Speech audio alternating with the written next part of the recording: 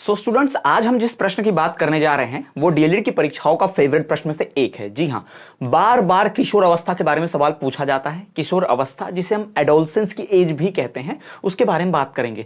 किशोर अवस्था की समस्याएं, किशोर अवस्था किसे कहते हैं, किशोर अवस्था का काल कठिन काल होना, बहुत ही झुंझलाहट वाला काल होना, खतरनाक अवस्था, इन सब से सवाल पूछा जाता है। तो हमारा ये सबसे महत्वपूर्ण प्रश्न यही है कि किशोर अवस्था की स्थिति बताइए, किशोर अवस्था की समस्याएं बतलाइए, किशोर अवस्था को इतना खतरनाक अवस्था क्यों कहते हैं, वगैरह वगैरह। इस प्रकार के मिलते जुलते कई प्रश्न आपको मिलेंगे, जिसका सही जवाब को क्या लिखना है वो अब हम यहां पढ़ेंगे, डिस्कस करेंगे। तो ये छोटा सा वीडियो देखकर आप किशोर अवस्था से जुड़े हुए कई सारे प्रश्नों को कवर कर पाएंगे। ये पीवाईक्यू भी है, प्रीवियस ईयर क्वेश्चंस में बहुत बार पूछे जा चुके हैं। इवन सीटेड, एमपीटेड यहां भी बार बार पूछे जाते हैं। और आने वाली डेट की परीक्षा के लिए सबसे महत्वपूर्ण है, यहां से संबंधित 100% बोल रहा हूं, गारंटेड से आएगा ही प्रश्न।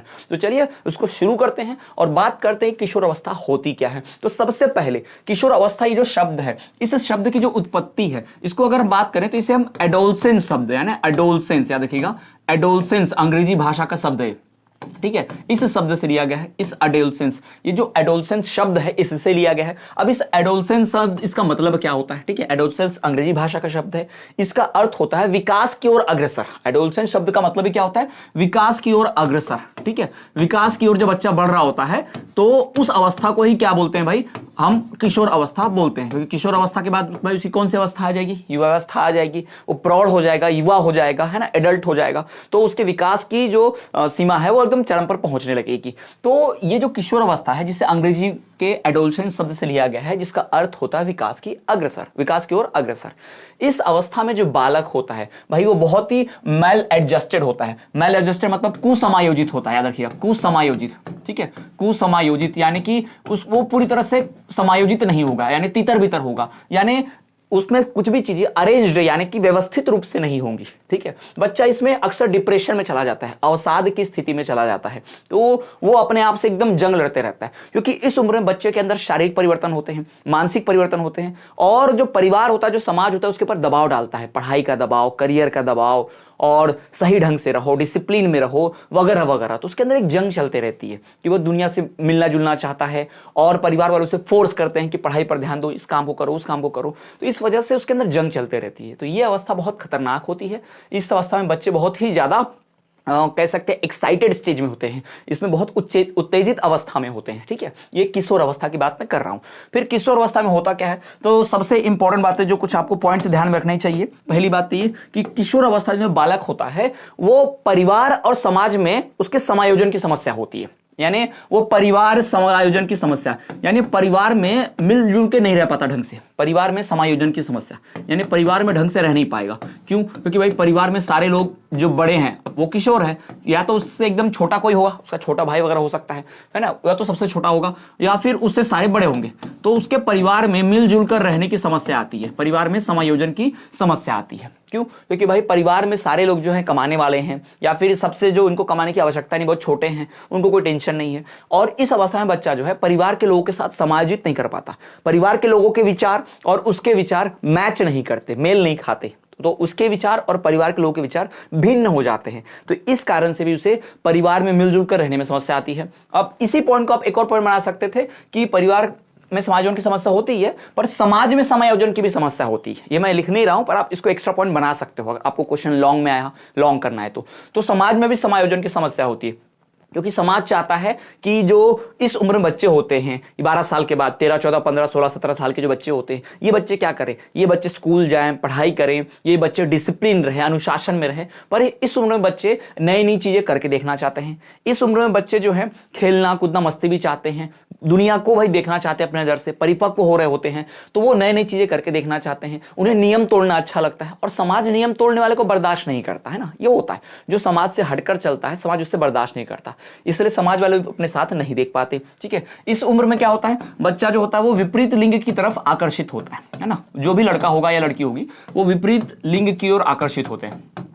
क्यों? क्योंकि भाई वो लड़के हैं, लड़की हैं, तो अपने से विपरीत लिंग की तरफ दोस्ती करना चाहते हैं, उनके सामने प्रदर्शन करते हैं, अपने आप को अच्छा दिखाते हैं, सजते हैं, संवरते हैं, अच्छे से कपड़े पहनते हैं, ताकि उनसे बातचीत हो सके, उनसे संबंध स्थापित करना है ना, रिश्ता बनाने की कोशिश करते हैं।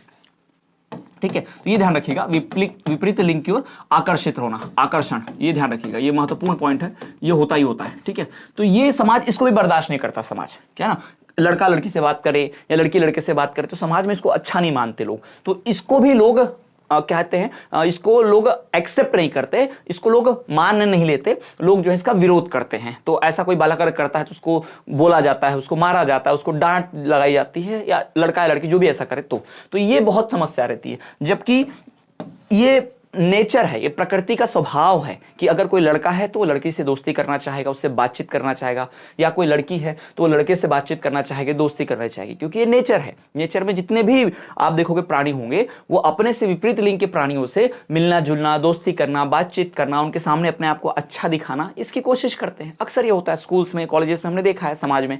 ठीक है, ये प्राकृतिक है, इसे हाँ सीमित रखा जाना चाहिए, कंट्रोल में रखा जाना चाहिए, पर एकदम बंद कर देना चाहिए, कोई किसी से बात ही नहीं करेगा, ये गलत है, ये नहीं होना चाहिए। इससे बच्चे का सही विकास नहीं हो पाएगा। ठीक है, और क्या, और इसमें क्या होता है भाई, ये अवस्था जो है बड़ी खतरनाक अवस्था होती है। इस अवस्था में बच्चा जो होता है उसमें काम चेतना होती है ना, काम चेतना, यानी उसमें भाई शारीरिक परिवर्तन बहुत होते हैं, उसके अंदर हार्मोनल परिवर्तन बहुत होते हैं, शरीर के अंदर लैंगिक बदलाव होता है, बच्चा जो है वो युवा अवस्था की तरफ जा रहा है, थोड़ा थोड़ा जवान हो रहा है, तो इस अवस्था में बच्चे के अंदर काम की चेतना होती है। ठीक है, और इसी कारण से वो विपरीत लिंग से दोस्ती भी करना चाहता है, उनकी तरफ आकर्षित होता है, मिलता जुलता है, ये भी समस्या होती है। और क्या समस्या, और क्या इसमें होता है, इसमें भाई बच्चा जो होता है वो पूरी तरह से, कई बार ऐसा होता है कि डिप्रेशन में चला जाता है, वो अवसाद की स्थिति भी होती है इसमें, अवसाद यानी डिप्रेशन में चले जाना। ठीक है, डिप्रेशन में चले जाना, इसका अर्थ क्या, मतलब बच्चा जो है वो सोचने लगता है। अगर मान लो कोई लड़का जो है वो दूसरों से अच्छा नहीं दिख रहा है, दूसरों के मुकाबले उतना खूबसूरत, उतना आकर्षक नहीं है,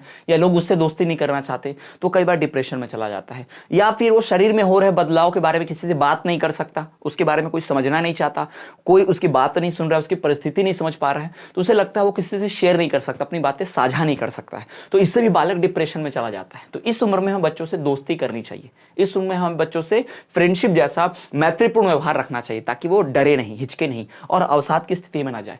कई बार बच्चे डिप्रेशन में जाकर, अक्सर आप देखेंगे इस उम्र में बच्चे कई बार गलत कदम उठाते हैं, घर से भाग जाते हैं, या फिर अपनी जान लेने की, आत्महत्या करने की कोशिश करते हैं, या फिर अपराधों की तरफ भी चले जाते हैं, कई बार अपराध करने लगते हैं, इस अवस्था में होता है। तो इस अवस्था में खास ध्यान रखना है हमें बालकों का। ठीक है, तो ये हो गया भाई किशोर अवस्था की स्थिति क्या होती है, किशोर अवस्था में कौन सी समस्याएं आती हैं, बहुत महत्वपूर्ण है, बहुत ज्यादा इंपॉर्टेंट क्वेश्चन, 100% चांस बता रहा हूं कि इससे जुड़ा हुआ प्रश्न आएगा ही आएगा। तो इस वीडियो को जितना हो सके ध्यान से देख के नोट्स बना लीजिए, ज्यादा से ज्यादा लोगों तक शेयर कर दीजिए, और ऐसे बहुत सारे वीडियोस को देखने के लिए हमारे प्लेलिस्ट को चेक जरूर करें। साथ ही साथ आप हमारे चैनल पर अगर नए हैं, अभी तक अपना कोर्स परचेस नहीं किया है, तो हमारा 15 दिन वाला क्रैश कोर्स जरूर ज्वाइन करें। जी हाँ, 15 डेज का क्रैश कोर्स ज्वाइन करें। कोर्स को ज्वाइन करने नीचे देखे व्हाट्सएप नंबर पर आप मैसेज करेंगे, कॉल नहीं मैसेज करना है, और आपको जानकारी लेनी है, फिर आप कोर्स परचेस कर सकते हैं। ऐप में जोड़ के आपको सब कुछ प्रोवाइड करवा दिया जाएगा। ठीक है, चलिए मिलते हैं नेक्स्ट वीडियो में, तब तक ले देखते रहिए हमारा चैनल स्टडी क्लास।